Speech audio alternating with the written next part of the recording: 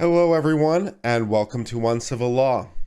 For today, we are going to continue our coverage of the Federalist Papers with Federalist number 2, concerning the dangers from foreign forces by John Jay. In this Federalist, John Jay lays out some of the difficulties that are about to face the colonies as they march towards independence, so let's get started with this. To the people of the state of New York.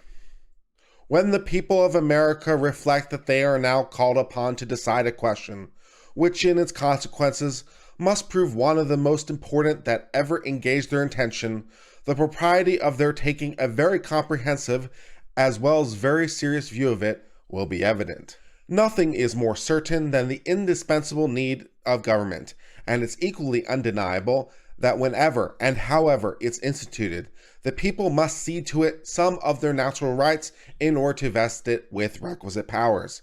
It's well worthy of consideration thereof, whether it would be conduce more to the interest of the people of America that they should, to all general purposes, be one nation, under one federal government, or that they should divide themselves into separate confederacies, and to give to the head of each the same kind of powers which they are advised to place into one national government. Much in the same way as we saw from Alexander Hamilton in Federalist number 1, John Jay in Federalist number 2 is laying out the same central question. Should we be one big government, or should we be somewhat smaller governments? Maybe every state should be separate, a separate country, or maybe they should be smaller regional-based powers. What is best for America? It has, until lately, been received an uncontradicted opinion that the prosperity of the people of America depend on their continuing firmly united, and the wishes, prayers, and efforts of our best and wisest citizens have been constantly directed to that object. But politicians now appear, who insist that this opinion is erroneous, and that instead of looking for safety and happiness in union, we ought to seek it in a division of the states in distinct confederacies or sovereignties. However extraordinary this new doctrine may appear, it nevertheless has advocates, and certain characters who are much opposed to it formerly and are at present of the number.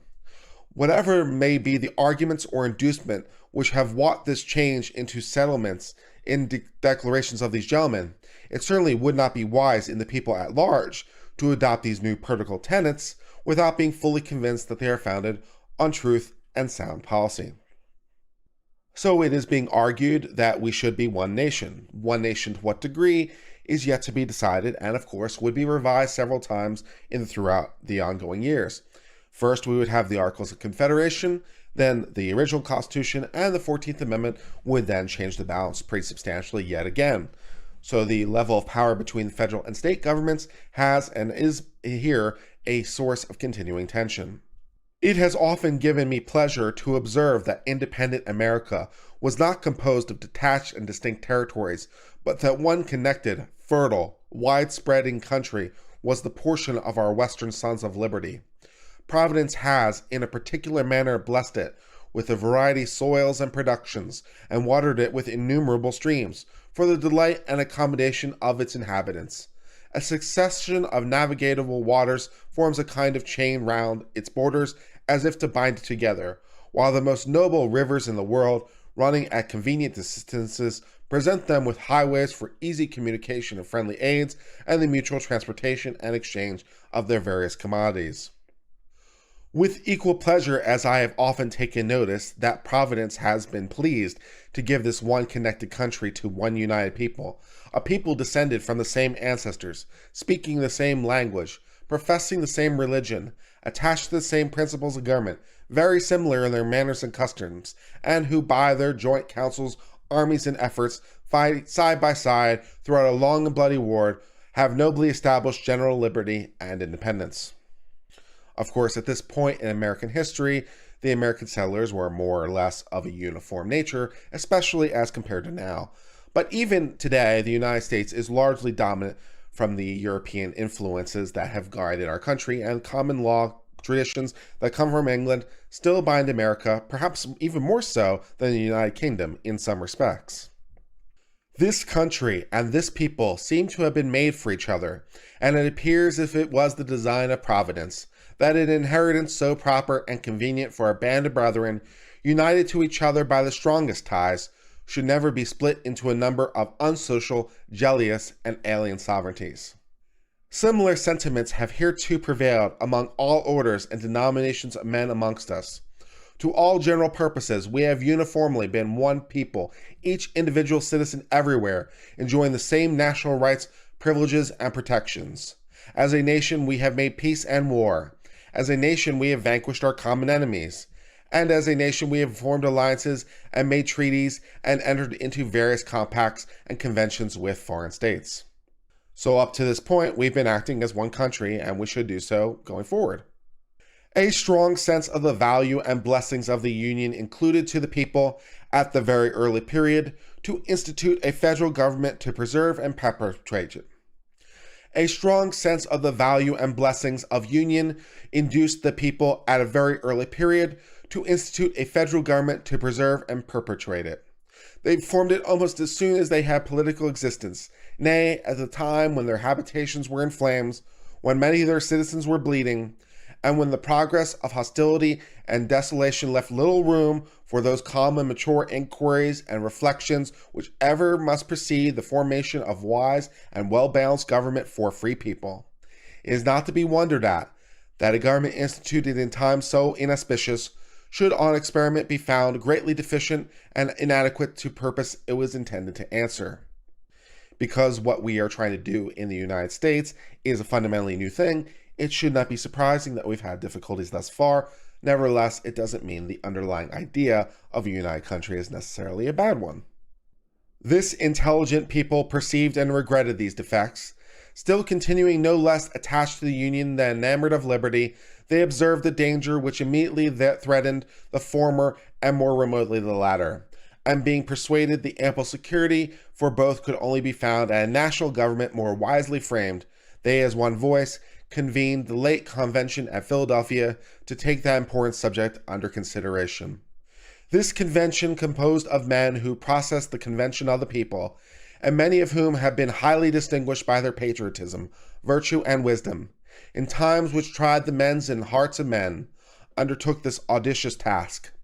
In a mild season of peace, with minds unaccompanied by other subjects, they passed many months in cool, uninterrupted, and daily consultation, and finally, without being awed by power or influenced by any passions except for love of country, they presented and recommended to the people the plan produced by their joint and very unanimous councils. So he's pointing out quite correctly that this country's document is more or less unique in one major respect, that it's coming in a time of peace. Most foundational documents of countries or places come as a result of wartime and of treaties. And so this is one where people have come together in peace, not due to any sort of external pressure, but merely because they think it's the right thing to do. And although not bothered by anything else external, such as war or ongoing conflict, they were able to peacefully discuss their ideas and came united with one united goal, not distracted by other goals. So he's pointing out that this is something that is perhaps a unique opportunity to take advantage of and should not be disposed of without great caution. Admit, for it is so the fact, that this plan is only recommended, not imposed. Yet let it be remembered that it is neither recommended to blind approbation, nor blind reprobation, but that to sedate and careful consideration which the magnitude and importance of the subject demand, and which it certainly ought to resolve. But this, as it was remarked in the foregoing number of this paper, is more to be wished than expected, that it may be so considered and examined. Experience on former occupation teaches us not to be sanguine in such hopes. It is not yet forgotten that well-grounded apprehensions of immediate danger induced the people of America to form the memorable Congress of 1774. That body recommended certain measures to their constituents, and the events proved their wisdom. Yet it is fresh in our memories how soon the press began to teem with pamphlets and weekly page papers against those very measures. Not only many officers of government who obeyed the dictates of personal interest, but others, from a mistaken estimate of consequences, or undue influence of former attachments, or whose ambition aimed at objects which did not correspond with the public good, were deflated in their efforts to persuade the people to reject the advice of that patriotic Congress. Many, indeed, were deceived and deluded, but the great majority of people reasoned and decided judiciously, and happy they are reflect that they did so.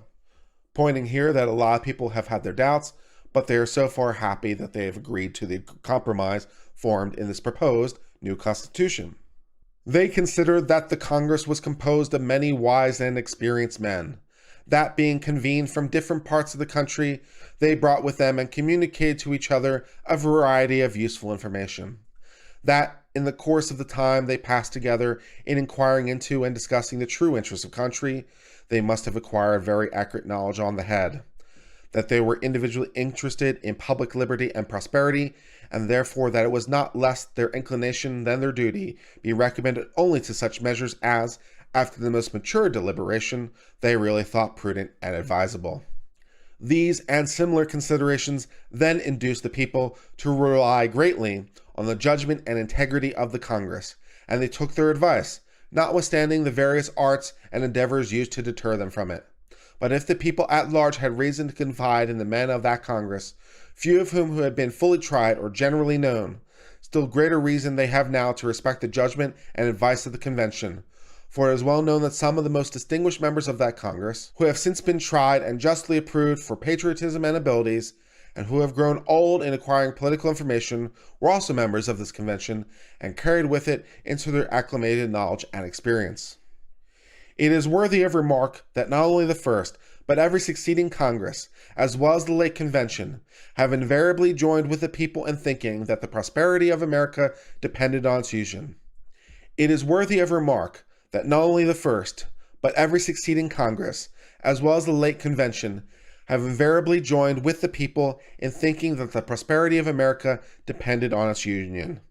To preserve and perpetuate it was the great object of people in forming that convention, and is also the great object of the plan which the conventions have advised them to adopt. With what propriety, therefore, or for what good purposes, are attempts at this particular period made by some men to depreciate the importance of our union? Or why is it suggested that 3 or 4 confederacies would be better than one? I am persuaded in my own mind that the people have always thought right on this subject, and that their universal and uniform attachment to the cause of the Union rests on great and weighty reasons, which I shall endeavor to develop and explain in some ensuing papers.